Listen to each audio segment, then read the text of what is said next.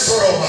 Reka mubwire nshuti y'Imana aba Pawulo na bazigeze basaba ahubwo barasenze barangije barahimbaza iminuzi minyururu n'inzugi za gereza. Hari iminyururu ariko gusa turumvikana hari abantu barufunganisha. Satani yaragushize hasi kutazavamo. Icyo cyari igicuku cyawe. Amen. Haleluya. Ari kuvuga mu Uwiteka avuganye nawe aravuze ngo murakeye. Injira mu gitondo cyawe, igitondo cy'ubutabazi, igitondo cy'umugisha, igitondo cy'ibisubizo, igitondo Yesu nashimye. Iyo dusomye mu gitabo cy'Abakorinto cya 14 ku murongo wawo wa 15 hageze badusomera 15 cyane 25 badusomye tukareba twihuse kugira ngo tuzasiganwa n'amasa. Amen. Yesu nashimye. Bare 14 ukufa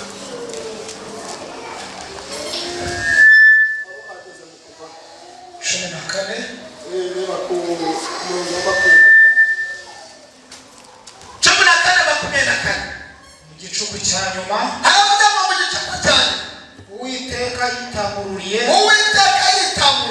mu nkingi y'umuriro n'igicu yitegereza ingabo z'Abanyegiputa bacikamo igikuba. Haleluya. Akura inziga ku magare yabo bituma akururika aruhisha cyane. Abanyegiputa baravugana bati duhunge Abisiraheli kuko Uwiteka abarengera akarwanya Abanyegiputa. Amen. Ngo mu gicuku uri kumwe na cyo muri icyo gicuku. Haleluya. Abisiraheli ngo bageze hafi y'inyanja ngo noneho barohereza amagare n'amafarashi ngo bakurikira Abisiraheli bagendaga n'amakuru. Haleluya. Ngo ariko amafarashi yarirwangaga cyane ngo babatutse bagiye kubageraho. Bana we, hari ibintu byabirezere ko bigiye gukunda urwaho. Hari ibintu byabirezere ko bigiye kujya ku cyo byashakaga kuri wowe. Ariko uyu munsi igicuku cya nyuma Uwiteka agiye kwitabura. Haleluya. Mu gicuku cya nyuma mama, mu gicuku cya nyuma Uwiteka aritabura. Reka yitabure ku buzima bwawe. Haba mu mutwe uhora kurya Imana ikureho. Sibyo hari ikibazo cy'umutwe ugira. Urakigera. Kimangiye kigali ko bagiye kwambara mikrofone tukumva. Haguruka tuvuga karebe Imana igiye gukora mu buzima. Hari igicuku, hari abantu bari mu gicuku cyane uyu munsi. Ariko Imana, haleluya, igiye gutegeka abasirikare bayo, igiye gusorera bari abana, genda ucibira imiryango, genda wakore muri za zimbohe. Haleluya. Wowe inzu y'Imana ishobora kuba ari ubukene, ishobora kuba ari amadeni, ishobora kuba ari igisuzuguro, ishobora kuba ari icyangiro, ishobora kuba ari ubushomeri, ishobora kuba ari ubugumba, ariko Uwiteka yavuze ngo genda usore bariya, genda usorere abana banjye. Sohoka aho hantu baruri, Uwiteka yatabaye. Yesu nashimye. Umutwe umara igihe kingana kimwe. Kinini kingana iki sinakukizi. Ni icyumweru, ni ukwezi, ni umwaka. Kuva muri mwaka washize kugeza na n'ubu uracyari kumwe n'umutwe. Ikindi cya kabiri kugira ikibazo cy'amaso. Iyo yamara igihe kingana iki? Nawe yamara igihe kinini. Yesu nashimye. Ikindi cya gatatu ukunda kubyimba mu nda. Nabyo imara igihe kingana iki? Umwana wa gatatu ari n'uyu mwicaranye n'uyu muraho. Ese mwagana iki se? Agiye kuzuza 8 agiye kuzuza 8. Uwa gatatu agiye kuzuza 8. Kenda unagana wa mbere ataragera nibi. Urumve ukuvuga ko ukimanye imyaka 8 cyangwa iranarenga simbizi urumve kuva wabyara ngo ni nyakuna. Amena. Haleluya. Ari munsi waje kugideni zihumura. Imana kugira neza. Amena. Ikindi cya gatatu ajya mbere abantu kamwe ibintu byose ngo ni ibiki. Amena. Ukunda kwishima hagati y'amano y'ibirenge. Yego abakamumurira. Yego abakamumurira. Biterwa n'iki? Hari ibintu bamenye impamvu bite? Ibyo bibaye kingana iki? Ntabwo hano wigeze wishima. Yesu nashimye. Hano handi wageze kangahe? Bakabiri. No bakabiri. Muri Mana kora imirimo n'ibitangaza. Amen. Kandi gushyira iherezo. Sibyo? Amena. Ese nakora cyangwa niko? Ese nari cyangwa niya? Irahari kandi irakora. Iravuze ngo genda usorere bari abantu. Nta bandi irivugana namwe bambe nabo. Ni mwebwe muri hano. Ni mwebwe igiye gusora abantu bari muri. Ese hari umuntu yumva yarazana yaraza? Uraza waru? Uraza? Uzari? Haleluya. Wabura gusemana ngo mana amabare ukamura bivuganye nawe nona ije kwa gukura mu izina katugusengera ibindi ndabiretse sibyo ibindi ndabiretse kuko ujya ukunda rosigara baba yashabindisi wayazekerere some ujya ukunda kwicara no guhaguruka bikakunanira wazanye imyaka kibuno siko bimera ariko umura reka Imana ihere kurengera umutwe. Mana katika jina la Yesu Kristo Nazareti turi Imana iva gusenga uri data twesoraho sengeye uyu mama imbaraga zose zamurwanyaga izatice mu uyu mutwe izatice mu gatuza izatice mu nda izatice ku maguru izatice mu maso izatice hara mu mano natinanije mu izina rya Yesu.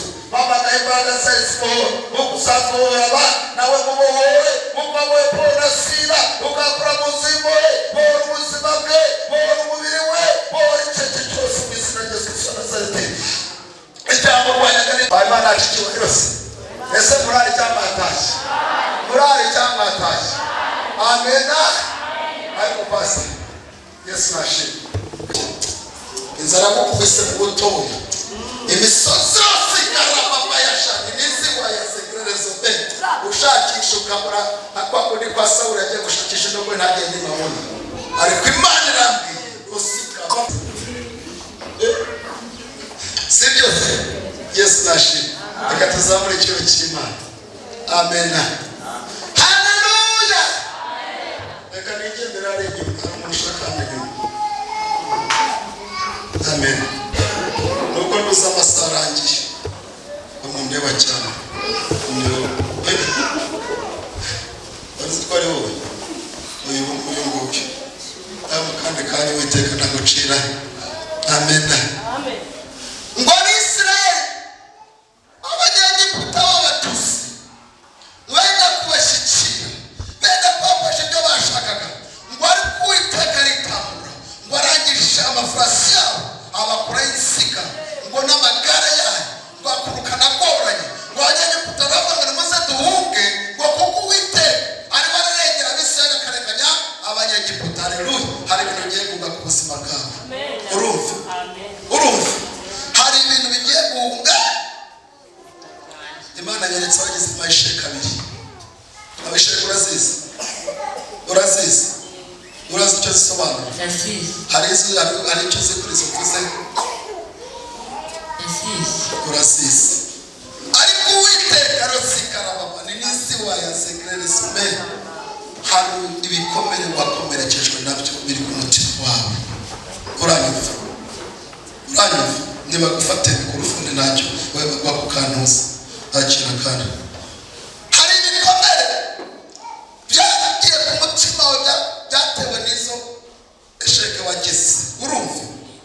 Ugeraho nawe ugahura n'iyanga ugira wumva ruzikarababa yashane n'iziwa yasegerereza me ku buryo akumva nawe wajya mu bintu byatuma umutwe wawe utuza cyangwa se wabona amahoro. Urumva? Byaba ari byaba ari ibisindisha, byaba ari ibiki kugira ngo use n'uwitoroka wibagize umubabaro. Urumva atari uko ubishaka, atari uko bikunze, ahubwo rusikara mama ya nisi wa ya sekre bitewe n'igihe cy'umubabaro wari urimo cyangwa cy'umubabaro wari urimo. Ariko rusikara mama shikarama nisi wa ya sekre sume abandi bantu benshi bagiye bakubaho icyaha ku buzima bwawe. Urumva umuntu yavuga iki ejo ukavuga ngo nuriya sinarizi ko ameze nk'uriya wundi, uranyumva ugasanga rusikara mama nisi wa ya sekre biguteye kwanga abantu bose kubera abo wahuye nabo b'icyaha. Ariko aka kanya Imana irangiye ngo iguhinduriye amateka kandi iguhinduriye, haleluya, n'inshuti yirukanye inshuti z'indyarya, inshuti za zindi zigira icyo gisanga ku muntu zamara kukibona zigacaho. Urumva igiye kuguha inshuti z'umumaro, inshuti zigiye kubana nawe mu buzima bwawe, inshuti zagufata ko zikaguteza intambwe, inshuti rusigara baba n'inisi wa yasekere n'isome ziwiruka kuvuga ngo ariko ngo ahasigaye noneho ngo ndaza kugira gute cyangwa ndaza kubigenza gute. Uribuka iryo jambo rivuga urabyibuka? Fata akamiza ntacyo cyangwa kuzane kanje uraryibuka urivuga? Humura, noneho ubusa ugiye gukora, hagiye gukora Imana. Si wowe ugiye gufata inzira Imana ikugendeza indwara inzira. Si wowe ugiye kuba intangiriro Imana igiye kubitangiza. Haleluya. Kandi nambwe ngo nuyigumaho ukayinambaho ukayikiranukira, abantu bazagushaka so uzabashaka, kuko igiye kugira umutwe kurende kuba umurizo, abantu bazaguruka kubera umugisha Imana iguhaye. Urumva uranyumva? Ikindi cyaka, haleluya, haleluya. Hari umuntu wavuze ngo gushaka cyane uburyo ngo nanjye mwereke mwumvishe aho amenye icyo yankoreye uko cyababaje. Uribuka amagambo uko yavuze? Urayibuka? Uvuga ngo mu mutima wawe cyangwa se mu buryo ubatekerezaga ngo nanjye cyane ubushobozi cyangwa mu buryo ngo nanjye murebe uko nakwihora ngo nawe amenye ko umubabaro yanteye kungana. Urayibuka?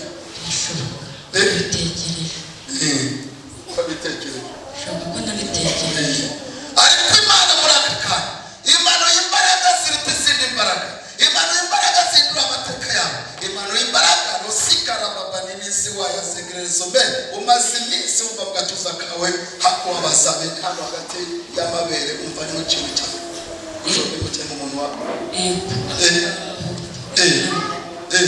Ariko Uwiteka icyo ni ikimenyetso nari nguhaye kugira ngo wumve ibyo ari byo.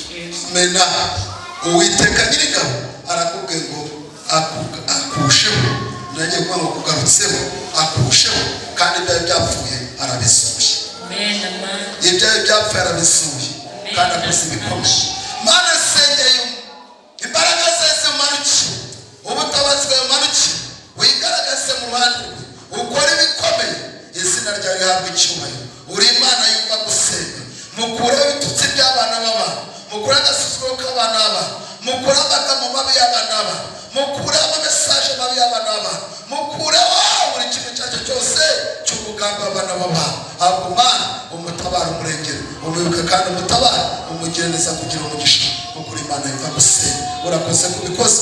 Sengera mu gatuza ke, reka ubane nawe, reka umugire neza. Imbaraga zose abasaba dayimoni zazinje muri aka gatuza ndaziranije mu izina rya Yesu. Ahubwo mwage kugira neza kwawe, mpamagaye mubone ibitangaza mu izina rya Yesu Kristo wa Nazareti. Sengera mu bihugu cyangwa se mu bitugu, imbaraga zari ziyicaye, imbaraga zari zatsikamiye, imbaraga zatereraga, izo zose manashobora ngo zitwike. Urakoze kumuboye kandi wakoze kumutabara. Imbaraga ze zibana nawe wera ndetse n'itegereze mu izina rya Yesu. Amen. Namu bitugu byawe wumva ngaremerewe hasi nta ntikoreye ikintu hagasa naho warananiwe, sibyo? Ejo rero hakurya nyine mfashe gutya ntabwo murabwongera, sibyo? Kuko Imana yakoze imirimo n'ibitangaza. Yewe we maso yanjye